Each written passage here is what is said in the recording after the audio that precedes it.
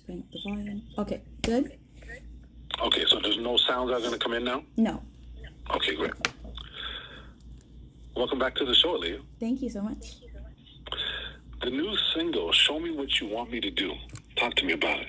So Show Me What You Want to Do was actually Oh, wait, I said the title wrong. Let me retake No it, worries. okay? Okay. All right. The new single, Show Me What You Want to Do. Talk to me about it. Yeah, so this was a summer jam that was inspired by last year's events. I went to a ton of boat parties and other parties in Toronto with my family, and it was a lot of music from the 70s and 80s, music that I grew up with. And so I wanted to kind of create something that was fun and upbeat and reminiscent on the past, and just like something with like a funky, like Prince sort of vibe, and something just like something that kind of just changed the mood after the whole lockdown situation. So I felt like it was perfect for this year. You know, I think that song is irresistible. I definitely feel the Prince vibe, but you also tapped into like another era of music that you probably weren't even born when it was going on. Well, matter of fact, I know you weren't born, but the thing is, I know you know music way before your time, but you sort of tapped into that roller skating type jam of the early 80s. Brothers Johnson, George Benson, some Michael Jackson. You tapped into that groove. For sure. Now, I know that you are heavily influenced by some of the music that your parents listened to. Was there an influence coming from that as well? Oh, definitely, definitely. So, during the summer, we have this like fam jam playlist. So there was a lot of like Cool in the Gang. There was Earth, Wind, and Fire on there. Of course, Prince, Michael Jackson, Tina Marie, like all those funky jams from like the 80s even. It's just like that was really where the influence came from. So I wanted to bring that to life in the video as well as in the track. That's crazy. How old are you, Leah? I am now 25. Okay, so check this out. You have people that will tap into certain grooves and certain musical eras way before their time, but you add a sense of authenticity to it, almost like you were there. Yeah, thank you. Like, how does that happen? I think it's when you just genuinely so inspired by music, and it's like, this is the style of music I've grown up around, so it doesn't really seem different to me. It's kind of just what I know. And I think when my mind is like, inspired to create something, I think we always draw off of something that's like a reference point or if anything. So I definitely have to give credit to my parents. The last time you were here on Let's Go, you were promoting your album Sound of a Seed. Yeah.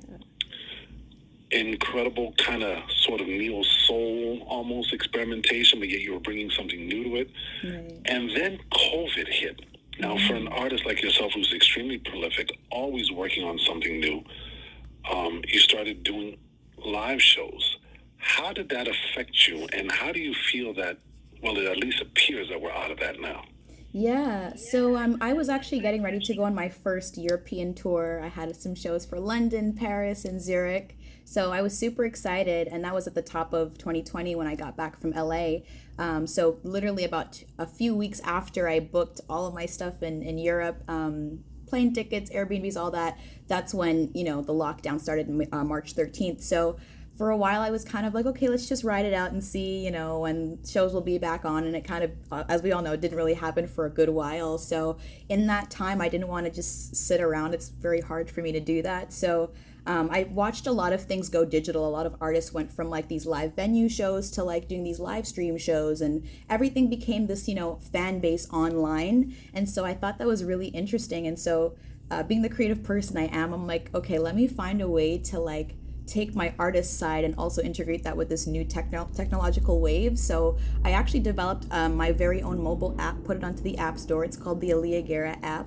And I used it as just a way to connect with my fans all around the world, have a VIP little platform where I can connect with them and show them some exclusives behind the scenes and my unreleased music and stuff like that. So it was a really great way for me to engage with the fans. And also it got me a very unique sort of spotlight during a time where all artists were on a very even playing field, no shows, no nothing. It was kind of like they wanted to know, oh, well, how are you, getting out there and still managing to connect with fans? So that gave me a lot of momentum just building up to this new song, because it's like, I've had people watching me during a time where there wasn't really much going on in the music scene. So I'm just excited to be able to put out more music again. And I don't feel like I've lost a beat, throughout the COVID. If anything, it's probably helped my fan base a whole lot more and just helped me as an artist to stay creative and excited and just, motivated for what's next.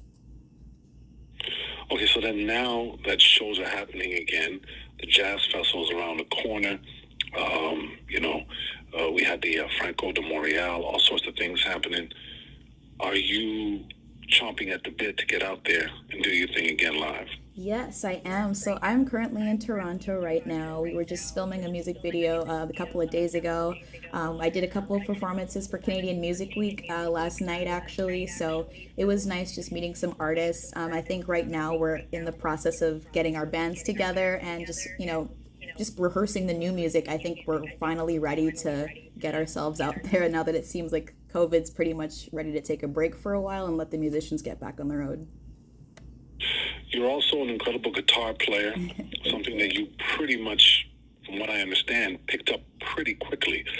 Are you going to be incorporating more and more guitar into your music, aside from just sort of using it as something to accompany yourself in concert? Yes, and actually, I'm so glad you asked me that question because during the pandemic, I really wanted to work on my guitar skills since I had the time to do so. And I did mention that Prince was a big influence for this new song. So I've been working on my solos. So on my newest song, Show Me What You Want to Do, you're going to hear some of my soloing skills. And I just wanted to be able to exhibit not only my multi-instrumentalist side, because I produced all the whole song, all the instruments. I wanted to really just show that I could really shred on the guitar too. So you're going to be hearing a lot of that, and I can't wait to do it live. I'm going to have my guitar for sure. I think now it's just more about of letting my band support me and letting me kind of have more freedom on the guitar to do those fun things. So I'm just excited to experiment. You never really struggled with that instrument. You basically decided to pick it up, and it came kind of quick. Yeah. I actually started off on piano. My grandfather had put me in piano years ago because he was a musician. But for some reason, I think with musicians, you just kind of know when an instrument speaks to you as an artist, and it just allows you to speak freely and express yourself. And I think that's the most important thing, is finding an instrument that doesn't have any barriers. It just lets you express and just be an artist. Are you putting together a new band? I feel like I'm always putting together a new band as I travel. So in Toronto, I'm working with a collective out here called Earth Phonics. So yes, I'm always looking for a new band, but right now I'm piecing it together to answer your question. Is that because the sounds in your mind are completely changing because your music is always evolving, that you feel the need to work with new musicians to sort of follow that evolution? I think it's a bit of that, and as well as the fact as with the internet now, it's so easy to meet people online that love your music, or maybe they've never heard of it, but they just want to work with you. So it's always nice to get to collaborate with people around the world, meeting up with them through Instagram, and then you get to meet in person with the band and everything. So I try to keep it open and give people, the opportunity to collaborate with me. I'm always open to that. They've always talked about the camaraderie among musicians in Montreal. Is it still there? Are you closely knit? Is the Montreal musicians community still closely knit? Definitely. I mean, as somebody who was born and raised in Montreal, I think it's just like, it's a really warm place as an artist because, you have so many people doing shows every other night and things like that. And they're always willing to invite people out, and then they come and support their friends. And I think it always starts there. When you see people at your shows, that does a lot more than we can really say as an artist. It gives you that reassuring feeling just to keep going and keep doing your thing. And, you see the crowds grow over time. So I think it's really a great, warm starting place, even for artists that are established. It's just such an awesome, unique vibe. It's definitely something you want to experience at least once in your life. So you're out at, let me take that part again. So you're out at Canadian Music Week in Toronto, big event this year. Chuck D, one of the keynote speakers. How has Toronto been treating you? There's always been that fierce rivalry, whether it's in hockey, right? The Habs and the Leafs and whatnot, or the music scene. But how has Toronto been treating you?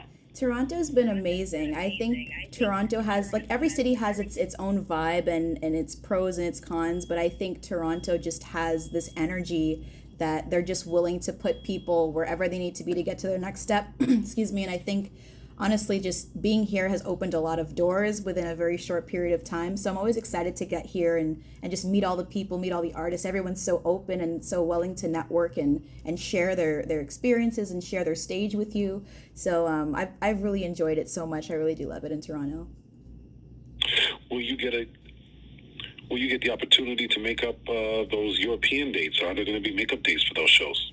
I would really like to say yes. I think it's a matter of the different regulations in in the countries and in the continents. Everyone has their own regulations, so it's a little bit hard to say right now. But my goal is definitely to get out to Europe. I've always wanted to go out there, so it's definitely still on my bucket list. So as soon as that's a go, then it's a go on my checklist too. As an independent artist, do you feel this freedom to be able to basically do exactly what you want to do? Yes, yes. And I think, especially with COVID, it gave me the flexibility to decide what I wanted to do. And it gave me time to just live a little. And then it gave me time to kind of get back to writing, get back to producing. And, now lo and behold, we have a new song out. Yeah, I think it was really a speed bump in the sense that I was really preparing this tour for an album that I already had made, and then I had to make new music so I could do something else. But it's really just, I think it was good timing, so it's worked out well. Okay, so the question everybody wants. Let me take that part again. Okay, so the question that everybody wants to know when is going. I'm tongue tied this morning, Leah. I'm so No sorry. worries. Okay, so the question everybody wants to know is when is the next Montreal date? Yes, the next Montreal date. So I'll be back in Montreal in July. So we will have some announcements for the dates pretty soon. I'll be putting them on my social media. But first, we will be dropping the music video. So that's more what you guys can keep an eye out for. Leah, thank you so much. Thank you so much for having me, Duke. All right, that's perfect. Okay, are you still there? Yep. All right.